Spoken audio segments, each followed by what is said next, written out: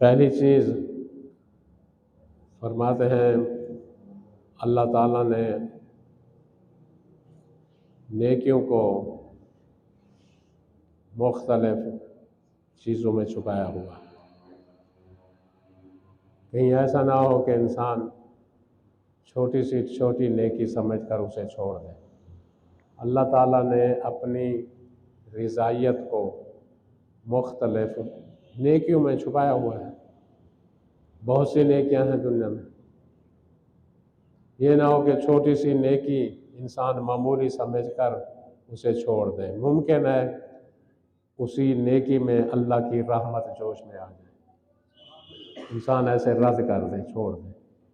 फर्ज करें छोटी सी नेकी, आप राह से गुजर रहे हैं, रास्ते से ये पत्थर पड़ा हुआ है, आपने उठाकर एक तरफ रख दिया, उसे फेंक दिया कि कहीं किसी का पाँव ना अटक जाए या किसी के मोटरसाइकिल को नुकसान ना हो, किसी की गाड़ी को नुकसान ना हो। पत्थर पड़ा हुआ है, आपने हटा दिया, या कील पड़ा हुआ है, किसी का मोटरसाइकिल ना पंचर हो जाए, आपने उठाकर एक तरफ दे दिया। मामूली नेकी हो सकता है इसी मामूली सी नेकी में अल्लाह की रहमत जोश में आ जाए। इमाम फरमाते हैं मामूली सी मामूली नेकी को ऐसे ठुकरा ना दिया। इस तरह वाक़यात बहुत ज़्यादा हैं। अब उन वाक़यात की तरफ चला जाऊँ तो ज़रा एक वाक़या यहीं इसी बात पर नकल करता हूँ। आग़ाए बरोजर्दी रहमतुल्लाह अलैह, उनका मकबरा हज़रत मासूमा के दरबार के साथ है। आपने जो ज़ायरीन गए होंगे वो देखा होगा। आग़ाए बरोजर्दी रहमतुल्लाह अलैह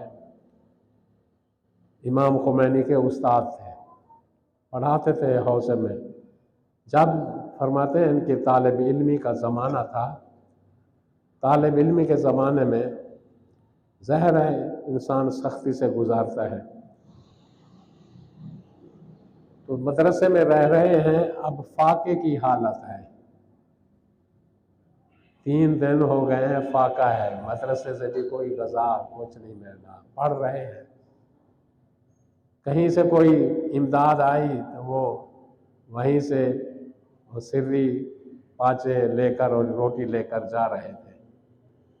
रास्ते में उन्होंने देखा कुतिया पड़ी हुई थी जो निढाल थी भूख से, और भूख की वजह से उसके बच्चे भी उसके पिस्तान को नोच रहे थे। बड़ी अजीब हालत थी। आग़ाए बरोजर्दी खुद लिखते हैं और ख़ुद फरमाते हैं, कहते वो जो मैंने रोटी ली हुई थी और उसे मैंने सरीद करके उसी शोरमे में वो जो फारसी में कहते हैं खल्ले पाचे सिर्री पाए, उसी में मैंने भुगो कर उसके आगे रख दी। चला गया, फिर अपनी गुजरान जिस तरह थी उसने गुजारा किया। वो एक मामूली सी नेकी है, कुत्ते के आगे उन्होंने रख दी। किसी इंसान को सैराब करना, किसी इंसान की भूख मिटाना, वो तो अफजल तरीन नेकी है ना। एक जानवर के साथ उन्होंने नेकी की। फरमाते हैं एक हफ्ता बाद एक ईरान के ताजर की तरफ से मुझे लेटर मिला, कहा कि मेरी जायदाद का 16 हिस्सा जो बरोजर्द का लड़का फलां मदरसे में पढ़ रहा है उसे दे दिया जाए। जायदाद का 16 हिस्सा, तीसरा हिस्सा मेरी जायदाद का। कहते फिर अजीब इत्तेफाक ये है कि मैंने देखा वही तारीख थी और वही वक्त था जब वो लिख रहा था, जिस वक्त मैंने उस जानवर के साथ भलाई की, उसको मैंने खाना दिया। वक्त भी वही था, तारीख भी वही थी जो नीचे लिखी हुई थी।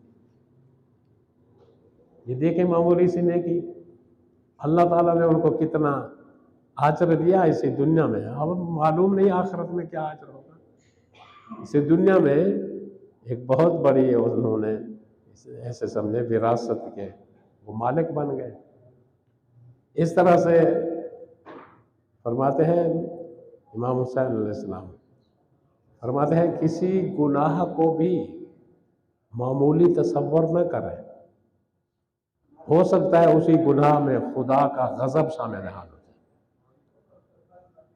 अब महज गजब कोई खुदा का बर्दाश्त कर सकता है?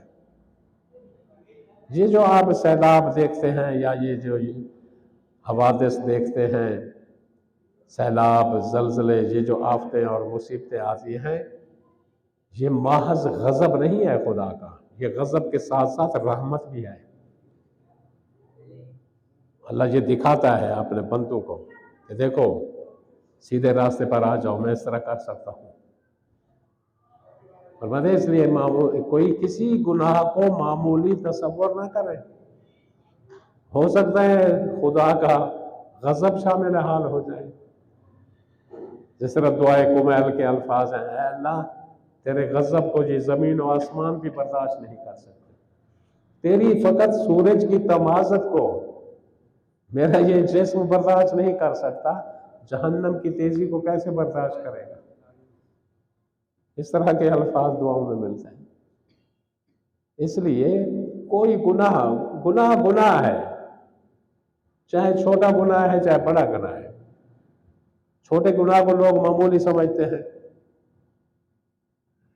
उसे बार बार अंजाम देते हैं, लेकिन रिवायत के अल्फाज हैं, फरमाते हैं इसरार बर गुनाह ने सगीरा कबीरा मिशबत।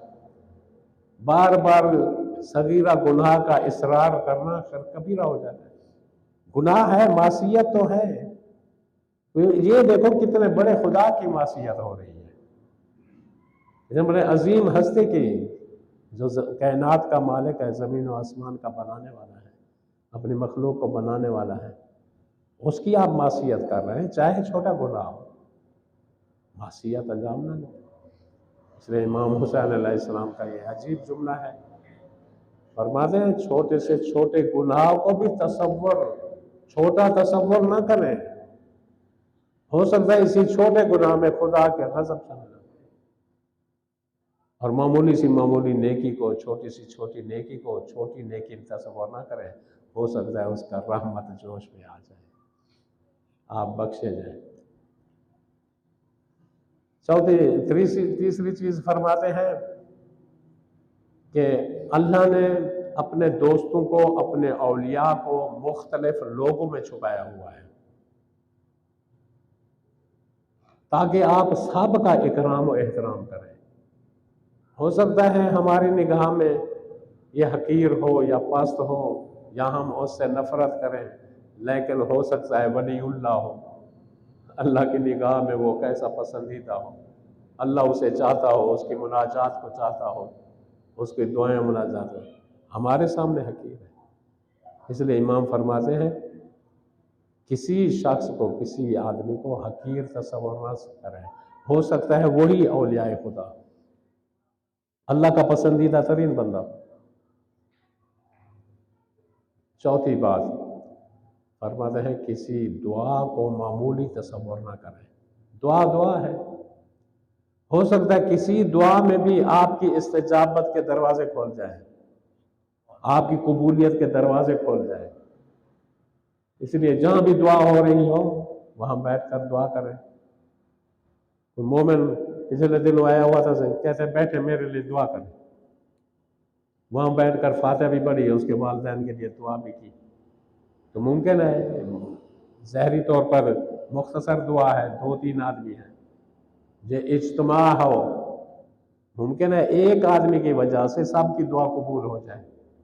जमात का फलसफा भी यही है कि एक आदमी की नमाज कबूल हो गई, सबकी कबूल हो गई। कोई एक नेक, अल्लाह का नेक आदमी जमात में आ जाए तो हो सकता है सबकी दुआ कबूल हो जाए। मगर जमात के हवाले से फ़कत एक मसला आपकी खिदमत में अर्ज़ करता हूँ, मैं आपकी ज़हमत को तमाम करता हूँ। जिस तरह कल एक बुज़ुर्ग मुझे कह रहे थे कि सफ़ों में फासला होता है, आप ज़रा मोमिनीन के कहें, तब मैंने, ताकि तौजीह मसाइल में मैंने ये कितनी मरतबा पढ़ा चुका हूँ, तो आप भी वो मसला आपकी खिदमत में ज़िक्र करता हूँ। फरमाते हैं मुस्तहब है कि इमाम सफ़ के दरमियान में आगे खड़ा हो पेश नमाज, और साहिबान इल्म व फाज़ल और तकवा और वरा की पीछे पिछली साफ में हो। फरमाते हैं ये भी मुस्तहब है कि जमात की सफ़े मुनज़्ज़म हो, हर अशखास एक सफ़ में खड़े हों और उसके दरमियान फासला ना हो और उनके कंधे एक दूसरे से कंधों से मिले हुए इतना नज़दीक हो जाए ताकि मोमिनीन आपस में मिले हुए हों। जो अलग खड़ा हुआ है या तो फासले पर खड़ा हुआ है या तन्हा खड़ा हुआ है पीछे, फरमाते हैं उसके लिए मकरूह है जमात में शिरकत करना। ये एक मसला था। दूसरा मसला यह है कि अगर फरमाते हैं अगर कोई जमात के साथ मिलना चाहे, फर्ज करें कई लोग आते हैं, अब जमात लगी हुई है, वो इख्तिताम को है, जमात इख्तिताम को है, तशहुद में बैठ गए हैं नमाजी साहब, अब मिलने वाला आया है, वो चाहता है कि आया नमाज की गर्ज से है लेकिन लेट पहुंचा है, फरमाते हैं वो इस सूरत में जमात के सवाब को हासिल कर सकता है, वहीं खड़े होकर तकबीरतुल इहराम कहे, नीयत बांधे, जो भी नमाज उसने पढ़नी है नीयत करके तकबीरतुल इहराम कह के वहीं तशहुद में बैठ जाए, तशहुद जमात के साथ पढ़े, फिर सलाम ना कहे, सलाम ना कहे, इंतज़ार करे जब मोमिनीन या पेश नमाज सलाम कह दे, नमाज खत्म हो, फिर वो खड़ा हो जाए और बग़ैर नियत, और नियत वो कर चुका है, तकबीरत इल्हाम भी कह चुका है, फिर दोबारा तकबीर कहने की ज़रूरत नहीं है, वहीं से अलहम्द और दूसरी सूरत शुरू कर दे, फरमाते हैं उसको नमाज जमात का सवाब मिल जाएगा।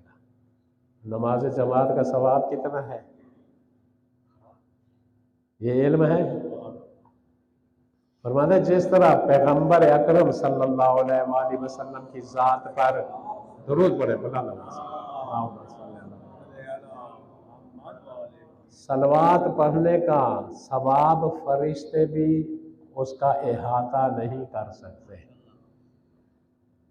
ऐसे फरिश्ते हैं जो बारिश के कतरात गिन सकते हैं, रेगिस्तान के जर्रात गिन सकते हैं, दरख्तों के पत्ते गिन सकते हैं।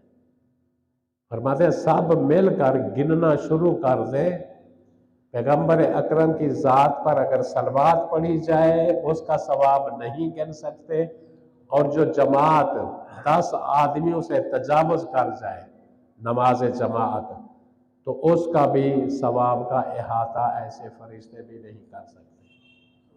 सलवात पर मोहम्मद।